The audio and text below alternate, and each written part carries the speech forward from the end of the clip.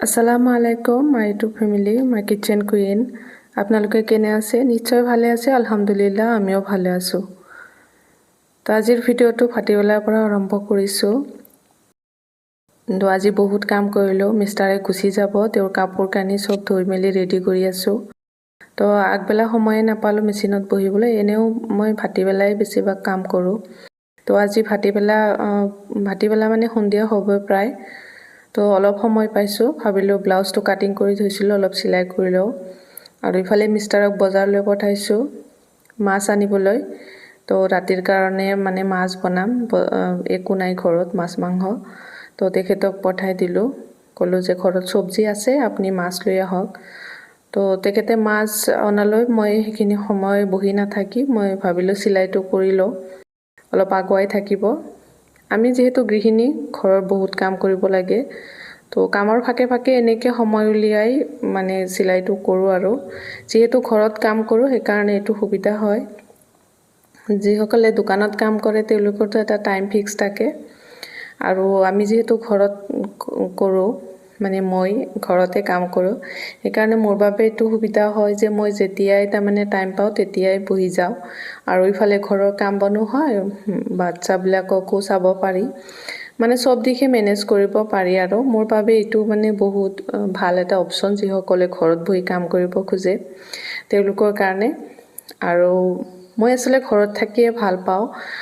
মই বাহিৰত উলাই মানে মানুহৰ মাজত থাকি হিমান এটা ভাল নাপাও সেই কাৰণে মোৰ বাবে এটো বেষ্ট অপচন তো যি হক মই ব্লাউজটো সিলাই কৰি আছো লাইনিং কেটা লগাই আছো যেহেতু এতিয়া সন্ধিয়া হ'বই প্ৰায় দেখিছে মই মেচিনৰ লাইটটো জ্বলাই লৈছো ইয়াতে পোহৰটো কম আহিছে এই কাৰণে তো লাইনিং কেটা মানে এটাচ কৰি থৈ দিলো পিছত বাকিখিনি সিলাই কৰিম ইফালে মিষ্টাৰে বজাৰৰ পৰা আহিলে তো মাছ লৈ আহিছে আৰু শাক তুলিও আনিলো তো দেখিবলৈ পাইছে কি মাছ এবিলাক চাইনিজ পুঠি আৰু এটো হৈছে জাপানী কই তো মাছ বিলাক কিন্তু খাই বহুত ভাল লাগিছে বিলৰ মাছ বুলি কৈছে বেপাৰীয়ে নাজানো তো যি হক মাছ কিন্তু খাই ভাল লাগিছে আৰু শাকেৰে বনাই বহুত ভাল লাগিছে ঘৰৰ শাক যেহেতু হাড় নিদিয়া মানে বহুত টেস্টি হৈছিল আৰু তো ভিডিওটো হেকলৈকে চাই থাকক যদি ভাল লাগে তেনেহলে লাইক কৰিব কমেন্ট কৰিব শেয়াৰ কৰিব আৰু যদি পৰৱৰ্তী ভিডিওবিলাক মোৰ চাব বিচাৰে তেনেহলে চেনেলটো সাবস্ক্ৰাইব কৰি ৰাখি দিব আৰু যেহেতু মই নতুন চেনেল বনাইছো তো আপোনালোকৰ সাপোৰ্ট অবিহনে তো মই আগুৱাই যাব নোৱাৰিও গতিকে আপোনালোকে সাপোৰ্ট কৰিব আৰু ভিডিওটো সম্পূৰ্ণ চাব তেতিয়াহলে মোৰ কষ্টটো অলপ হলে হাৰ্টক হ'ব তো ইফালে মাছ মই লৈ লৈছো আৰু কেপিছমান ফিছা কেটা লৈ লৈছো একেটা ভাজি কৰিম যেহেতু ফিছাত বহুত কাটা থাকে এই কাৰণে ভাবিলো ভাজি কৰি খাই পেলাও একেটা আৰু কিছু মাছ থৈ দিলো ফ্ৰিজত পিছত খাবলৈ কাৰণ গোটেইখিনি মাছ একেলগে খাব নোৱাৰি তিনিজন মানুহ সেই হিচাপত লৈছো তো মাছত মই মছলাখিনি দিলো তো ইয়াতে জলকীয়া হালধি তাৰ পিছত মাছত এটা মছলা এটো আমি ঘৰতে বনাও আৰু এই মছলাটো অলপ বেলেগ ধৰণৰ হয় মানে মোৰ হাহুৱাই এনেকে বনাইছিলে মই হেনেকে বনাও যদি পিছত কেতিয়াবা বনাও তেতিয়া আপোনালোকক দেখুৱাম বাৰু কি মছলাৰে মই এটো বনাও আৰু এটো মাছতে ব্যৱহাৰ কৰো বেছিভাগ আমি আৰু লগতে মানে ধনিয়াটো খাও কিন্তু এই মছলাটো ধনিয়া নাই ধনিয়া নিদিয়াকে মানে বনোৱা মছলাটো আৰু ইফালে মই মছলাখিনি ভালকে মাছত হানি লৈছো মই অলপ মছলা বেছিকে দিছো মাছত ভালকে মছলা এনেকে হানি দিলে তেলে খাবলৈ বেছি ভাল লাগে আৰু মাছৰ ভাজিত মই ভাজি হৈ অহাৰ আগতে মানে পিয়াজ কুচি কৰি দিম আৰু জলকীয়া ভাজি লম তেনেকে খালে বহুত ভাল লাগে খাই চাবচোন এদিন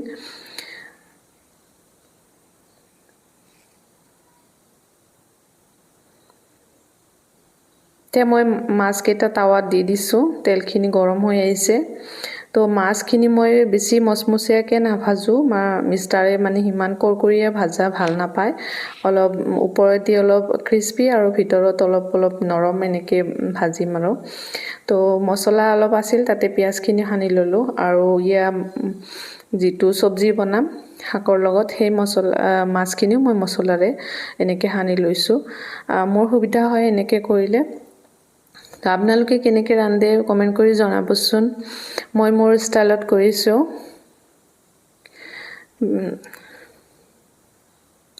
ইফালে মাছখিনি এপিঠি হৈ গ'ল মই ওলটাই দিছোঁ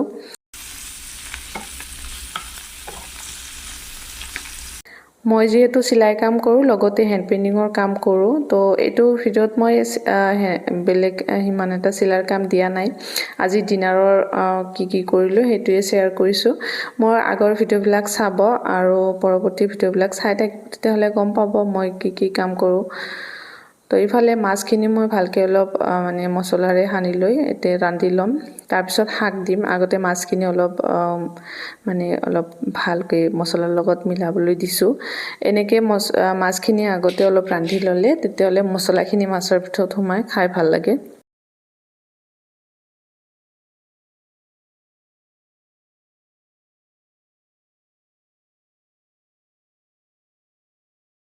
তো এইফালে মাছখিনি হৈ আহিল ইয়াতে দেখিছে পিঁয়াজ দি দিছোঁ আৰু এনেকৈ পিঁয়াজ দিলে কিন্তু খাই বহুত ভাল লাগে মই আগতে এইবিলাক জনা নাছিলোঁ তো ইয়াতে মোৰ বিয়া হোৱাৰ পিছত দেখিছোঁ মোৰ শাহুৱাই মোৰ জা এনেকৈ বনাইছিলে তো তেওঁলোকৰ পৰা শিকিছোঁ এইটো পিঁয়াজ দিয়াটো মাছত আৰু এইফালে শাক মোৰ হৈ আহিল ওপৰত মাছখিনি দি দিছোঁ শাকৰ চব্জিটো কিন্তু বহুত সোৱাদ হৈছিলে তো কোনে শাক খাই ভাল পায় কমেণ্ট কৰি জনাবচোন মই কিন্তু যিকোনো শাক খাই বহুত ভাল পাওঁ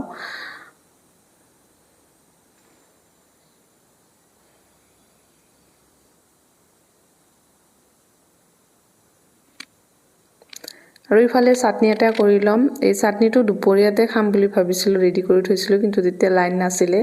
সেইকাৰণে এনেকৈ থৈ দিছিলোঁ এতিয়া ভাবিলোঁ বনাই লওঁ আৰু এইবিলাক হৈছে মান ধনিয়া কিছুমানে নাগা ধনিয়া বুলিও কয় এইবিলাক আমাৰ ঘৰত বহুত হৈ আছে ভাল লাগে খাই কিন্তু কাৰণ বাৰিষাৰ বতৰ যিটো আমাৰ লোকেল ধনিয়াটো নাথাকে তেতিয়া এইটোৰে কাম চলাব লাগে আৰু ভালো লাগে খাই আৰু ইফালে নেমু কাটি লৈছোঁ নেমুটো আমাৰ গাছৰে আৰু ইফালে তিয়হ কাটি লৈছোঁ মোৰ তিয়হ গছটো আপোনালোকক দেখুৱাইছিলোঁ যে প্ৰথম ভিডিঅ'টোত এই তিয়হ গছটো মৰি থাকিল নাজানো কেনেকৈ মানে হঠাতে মৰি গ'ল কিন্তু বহুত তিয়হ খাইছোঁ বহুত ভাল আছিল তিয়হটো আৰু তিয়হৰ গুটি আছে নতুনকৈ লগাম আৰু ইফালে মোৰ ৰন্ধা বঢ়াখিনি হৈয়ে গ'ল তো এতিয়া খোৱাৰ সময় হ'ল মানে ৰাতিয়ে হ'ল তো খাই বৈ উঠি আৰু অলপ সময় চিলাইৰ কাম অলপ কৰিম যিহেতু মই চিলাই কৰোঁ গতিকে যেতিয়াই সময় পাওঁ তেতিয়াই কৰোঁ আৰু তো খোৱা বোৱা অলপ সোনকালে কৰিলোঁ আজি সেইকাৰণে ভাবিলোঁ ৰাতি অলপ চিলাইকে কৰি লওঁ তো খাই বৈ উঠি ধুনীয়াকৈ বাচন ধুই থলোঁ যিহেতু বাচন ধুই থ'লে ৰাতি আৰু মানে পোক পৰুৱা নাহে বাচন এনেই থৈ দিলে পোক পৰুৱা পঁইতাচোৰা এইবিলাক আহি থাকে আৰু ৰাতি বাচন ধুই থ'লে কিন্তু পুৱাই বহুত ভাল লাগে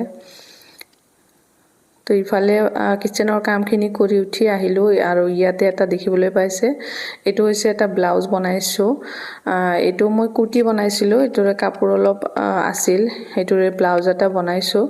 এই ব্লাউজটো মই মোৰ মাৰ কাৰণে বনাইছোঁ আৰু জীৱনৰ প্ৰথম এই ব্লাউজটো বনাইছোঁ মাৰ কাৰণে মায়ে বহুত আগতে মোক বহুত ব্লাউজ বনাই দিছিলে মানে বিয়াৰ পিছত যেতিয়া শাৰী পিন্ধিছিলোঁ এতিয়াতো শাৰী নিপিন্ধোৱে তো সেই সময়ত বহুত ব্লাউজ বনাই দিছিলে তো মই কিন্তু মাক আজিলৈকে ব্লাউজ দিয়া নাই তো এইটো প্ৰথম ব্লাউজ বনাই আছোঁ আৰু এইটো এটা চিলাবলৈ আহিছে ব্লাউজটো একেবাৰে কাপোৰটো কম কিন্তু ব্লাউজৰ সাইজটো অলপ ডাঙৰেই হয়